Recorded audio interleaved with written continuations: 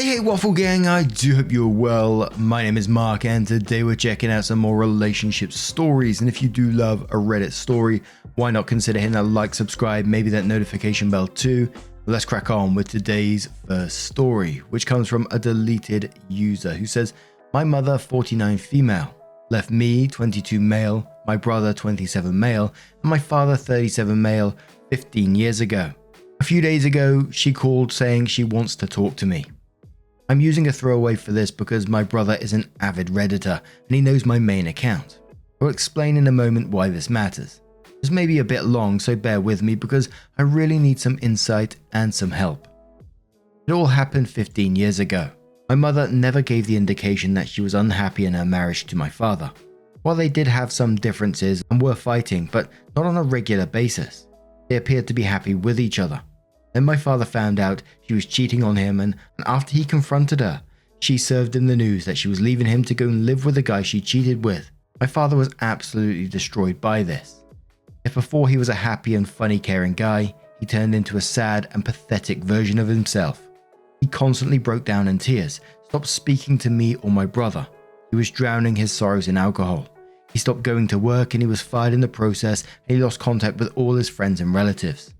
He never responded to my grandmother's, his mum's pleas for help, and he gave the appearance that he has lost all the will to live. While it was hard for him, it was double hard for my brother. You see, we were both very close to our mother because while our father's work was demanding and he was constantly on the road and away from home, she was there for us. She was nothing but caring and loving towards us, and as you can imagine, the feeling when this person leaves you behind to go and start anew, my father's word, my brother did not take this well. He was somewhat an introvert. He rarely went out and spoke to people different than me and our parents and relatives. He had troubles making friends, and his close circle of friends were maybe 3 or 4 at the time, and my mum was his only true friend. When she left, he completely lost it. He began failing school. I think he even stopped going at some point. He spent his days locked in his room crying and cursing after her for abandoning him. He was constantly sad and stopped being nice, even to me. I remember him going off on me once that I am somehow the reason she was gone. While he was taking it hard, maybe I, for being younger, around 7, never really grasped the concept of what was going on around me. I just knew that my mum had left and was never coming back. I spent the first few months thinking she will eventually come back. And after these months passed and she did not, I began asking questions like why she is gone. Will she come back? But no one was interested in answering me, so I began thinking that maybe it is in fact my fault. Which made me feel sad, and I thought everyone hated me because of that. Then, after a few more months, my father passed away. Those that knew him would say he died of grief, but the doctor's conclusion was heart attack. Our grandmother came to live with us way before he died, and it was thanks to her that my brother and I began coming back from our respective states. His death was a blow for us, but we managed to pull through yet again. Since we were still children, I was 8 by then and my brother was 13, we had to go live with a relative. Our grandmother wanted to take care of us, but her financial situation was hard for her, even without us. It was then that our uncle, my mother's brother, stepped in. He was very disappointed in his sister and had cut all contacts with her after she left and took me and my brother in. He and his wife couldn't have kids of their own. They were trying, but it did not work for them. And he was nice to us from day one. I was a bit of a pain in the ass in the beginning, refusing their help. I did not want their home, their money, their affection. I wanted my mum to come back and I was constantly crying for her. It was my brother that stepped in and opened my eyes to her. By that time, he was already past her and you could see that he felt resentment for her. He told me she is not coming back. She is never coming back. She chose to leave us behind and go and live with another man. He also said that he doesn't deserve our tears and that she killed our father. After I brought up the question if this is my fault like he insinuated, he said no, and that he was sorry for ever saying it. He said now we have someone new looking after us and we should focus on our lives, be better people, and stop crying about someone who doesn't give a shit about us. Our conversation really did wonders for me. I started with an apology to my uncle and his wife. I was going to school again and my grades got back up. My life got back in order and I was a happy, smiling child yet again. I never really wondered about my mother ever again, and I felt good about it. You can bet that I felt some level of hate towards her.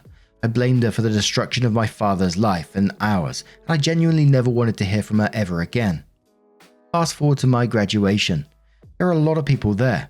My classmates, my teachers, a big part of our own town was present as well. My brother had called to tell me he was running a bit late, but he'll be there for the presentation of my award. You see, my high school had this tradition to give out commemorative plaques to its best students, and I was in this category. I was a straight A student, and my diploma was one of the best the school had ever had. This was supposed to be the best day of my life, but it turned to my worst very quick. First, the principal came to the stage to say a few words, and some of our teachers, and then the official ceremony began. They called our names, and we went on to the stage to get our diplomas. Then we had a quick break before we proceeded to the other part of the ceremony, aka my part. I went out to get some air, and that's when I saw my classmates being congratulated by their parents.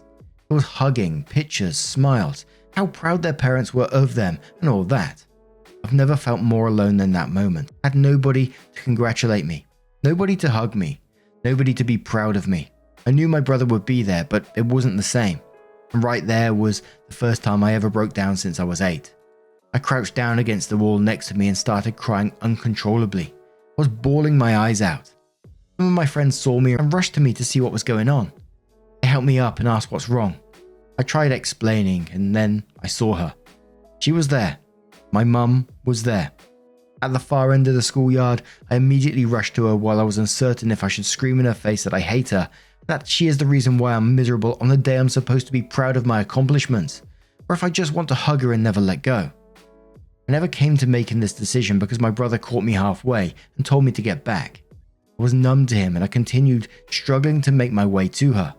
His then girlfriend, now wife, helped him and ushered me back. While I was being taken away, I overheard my brother going off on her like how dare she shows up here and ruin my day, and how she even has the decency to show her face when she did nothing but destroy our lives with her actions. I was very pale, and my brother's girlfriend got me in the WC to splash some water on my face and calm myself down. He called her to ask where we are so he can come to see me. He told me that he dealt with her, and I asked him why did he not let me speak to her.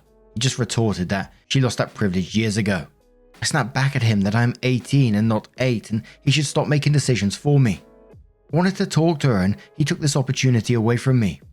I was pissed off at him, so I stormed off and I went straight home, never waiting to get my award. I never heard from her again or saw her. Even when my brother was getting married, I kept expecting her to show up, but she did not. So for a little over 15 years, she showed up just once, but I was angry at my brother for not letting me speak to her. I later realized how angry I still am with her and how much she ruined us. So, on to why I am writing this. I got a voice message a few days ago from her saying that she is back in town and she wants to just see me and try to explain herself.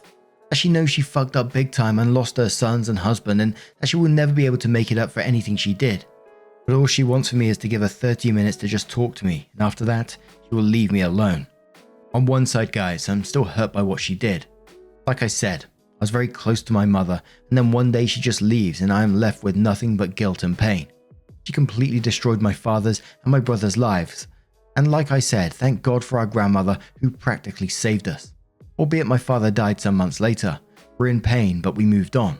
I moved on, and excluding the incident at the graduation, I never really wanted to see her again. I want to be upfront with you good people of Reddit. While I hate her and I don't want to see her, there's a little part in me that wants to hear her, that wants to talk to her, that wants his mother again, and I don't know what to do.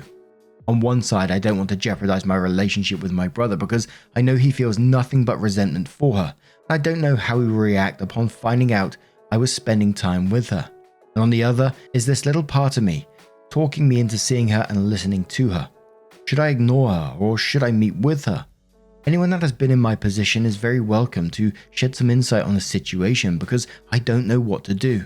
I'm open to suggestions. Edit. A lot of you were wondering about my uncle and how he wasn't present at the graduation and how he left a few years ago. Well, first things first. He was at my graduation. My aunt couldn't attend, but he made it. My brother told me later that he was with him, but I did not stick around to see it. Also, he left town when my brother was already an adult and he could legally take care of me. You see, him and my aunt were finally able to conceive a child together, and around that time my aunt received a job offer that was pretty good financially, and it was her dream job, but it was in another city. The thing about my uncle is that while he is not very rich, he is also not poor, and money was never the problem for him. It was his wife's dream job and he couldn't say no to that. So he decided to move and my aunt offered we come with them. My brother said that he's not very interested in leaving. He already had contacts, friends, a stable job and had applied for university here. They are free to live their lives as best as they see fit since he was an adult now. They can take care of me without them. My uncle was a bit reluctant to agree at first, but eventually he did, and as a gift to us, he left the house to my brother. He occasionally visited us, sent us cards and stuff, and of course helped out when we needed money. When I said that I did not speak to him for a while, I meant more like a few months instead of years. I've spoken to him around Christmas for the last time. I'm going to consider talking to him about this and maybe he can help me out dealing with this stuff. Now, advice on stories like these is always, the majority of the time, it's always they wouldn't go meet this person for whatever reason. And there's a lot of reasons in this story not to meet this person, you know. And I remember we've covered a similar story recently, and my thoughts, and this is only from a personal point of view, and how I feel like I would react in that situation. Obviously, I don't know fully because I'm not in it, but I always feel like I would be interested to hear what they have to say. I think it has to be on your terms, only if you really want to, if it's not going to affect you in any way, because obviously looking after your mental health is absolutely key here. If you think you're going to turn up and you're going to manipulate you or something, or it's going to make you feel sad or damage your mental health in any way, then absolutely do not attend. I'm always intrigued about what the person's going to say. And I know that's very easy for me to say because I'm on the outside reading your story here. So of course I'm going to be interested in what your mother has to say, but if I was in that position, would I feel the same way? I can't honestly say that, can I? And I don't know if it was just the way it was worded in the story, but one of the last paragraphs there, but all she wants for me is to give her 30 minutes to just talk to me, and after that she will leave me alone. No, she should be leaving you alone anyway if that's one of your boundaries. If you want her to leave you alone, she should be doing that regardless, whether you're giving her this 30 minutes or not. Not turning up unannounced to graduations and events like that after the damage she's already caused. But we're starting the comments with Stranger Skies, who says, my mum left me when I was 2 and we got in touch when I was 16. I had a lot of anger towards her, mixed with a lot of longing. Meeting her was exhilarating and difficult. We didn't have much in common and she obviously made a lot of choices with her life that I felt were major mistakes. We're not close now, but the idea of her haunts me a lot less than it did before I knew her. Tight Cable Knit says, have you considered talking to a therapist about this? Even just to mentally prepare for this meeting and talk through expectations and coping tools. I don't know if the conversation will go great or if she's manipulative and looking to get something from you. And neither do you. I haven't cut contact with my father. I know it's difficult and part of you wishes that you could mend the divide to move on. Reality is that she definitely doesn't deserve a relationship, much less an hour of your time. But that's a decision you need to make for yourself. You were 7 and should have been the center of her world. It's not fair, so I completely understand your brother's reaction. Whatever you do, keep your expectations in check. Be honest with yourself and don't give her the power to hurt you again. Talking to a professional may be a good preparation step. Good luck.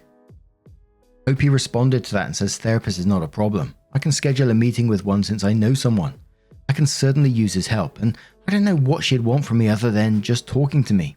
I'm definitely not rich, so she can't be after money. I tend to think that I'm a fairly stable person. I'm not easy to be manipulated, so I don't think she would try to use me for something. I mean, she can try, but I don't know. I'll definitely look into therapy to help me deal with whatever is coming. Thank you. Spoonbill says, if you want to go, go. But know, however, that nothing that happens now can change or make the past any better. Also keep in mind that she didn't come for you when your father died. Whatever her problems with him, if she'd want to raise you, she would have come for you then. I'm so sorry. This is so much loss. Omen says, your brother was right. This woman killed your father and now shows up when she's becoming independent. She doesn't deserve to get what she wants. Contact. How fucking dare she? Also, I think you should talk to your uncle and that would be a betrayal of sorts when he disowned her for destroying your family. But if you do, let us know how it goes.